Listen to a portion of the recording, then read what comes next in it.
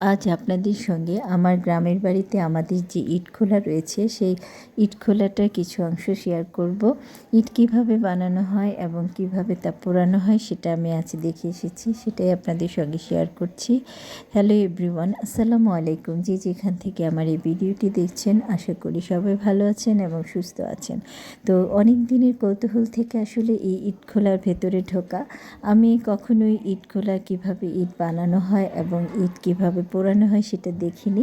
আজ সুযোগ চলে আসলো, তাই আপনাদের সঙ্গে শেয়ার করছি এবং এই সুযোগটা মিস করতে চাচ্ছিলাম না। ছোটোবেলায় যখন গাড়িতে বসে জানালার পাশে দেখতাম দূরে কোথাও চিমনি দিয়ে ধোঁয়া বের হচ্ছে, আমার অনেক কৌতূহল জাগতো যে কেন এই চিমনিটা, কীভাবে এত বড় চিমনি দিয়ে ধোঁয়া বের হচ্ছে, এখানে কি হয় এটা জানার আমার খুব ইচ্ছা জাগতো। সেই ইচ্ছা থেকে আজকে আসলে আমার দেখার এত আগ্রহ ছিল ইটখোলা।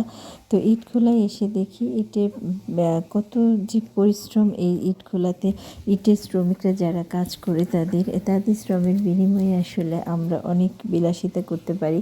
ওদের এক একটা শ্রমিকের ঘাম ঝরানো কষ্ট দিয়ে আমাদের এই ইট তৈরি করা হয় এবং এই ইট দিয়ে আমরা যারা একটু আর্থিক সচ্ছলতা রয়েছে তারা দালান কোঠা বানিয়ে সুন্দর সুন্দর বাসা তৈরি করে থাকে। কিন্তু এর পেছনের যে শ্রমিকদের আত্মত্যাগ, তাদের শ্রমের যে তাদের যে ঘাম ঝরানো কষ্ট, সেটা আসলে আমরা বুঝতে পারি না। আমি এখানে না আসলে আসলে দেখতেও পেতাম না, জানতেও পারতাম না তারা কিভাবে ইট বানাচ্ছে, কি কষ্ট করছে, এটার পিছনে তাদের কতটা কষ্ট, কতটা শ্রম রয়েছে।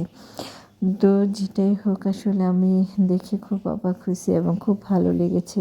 তাদের শ্রমের আসলে মর্যাদা দেওয়ার ক্ষমতা আমাদের কারণে বাংলাদেশের শ্রমিকদের এতটা মর্যাদা দেওয়া হয় না যতটা তাদের প্রাপ্য। তো যেটা আমি মনে করি, তারা যদি এই আমাদের প্রত্যেকটা আসলে যারা আমরা বড় বড় জায়গায় থাকি, এসি রুমে বসবাস করি, আমরা কখনোই বুঝবো না যে এই রোদে পুড়ে কাজ করার কষ্ট কেমন, কতটা যন্ত্রণা। একটু কষ্ট হলে আমরা আসলে নিজেদেরকে মনে করি অনেক কষ্ট, আসলে ওদের এই হালাল উপার্জন, ওদের এই কষ্ট অনেক বেশি বড় আমাদের কষ্টের চেয়েও।